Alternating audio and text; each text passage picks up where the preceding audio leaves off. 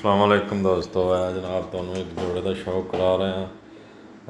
जनाब कराची वाले उस्ताद अब्दुल अलीम खान साहब ने सानू एक गिफ्ट भेजे पट्ठे पट्ठियाँ। ये जनाब कसूर वाले उस्ताद बाबा अली बलोच उन्होंने ब्रीड है जनाब, तो लेकिन बनाए उस्ताद अब्दुल अलीम खान साहब ने।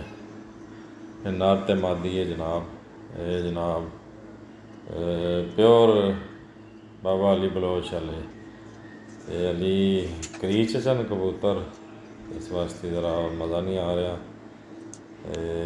पट्ठे पट्ठियाँ ली इंशाल्लाह अगे जाके छाप प्यारी हो जाएगी। शौक करो जी।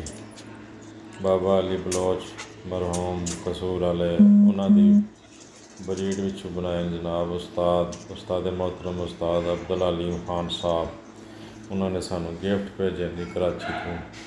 माशाअल्लाह तबारक अल्लाह। शौक करो जी।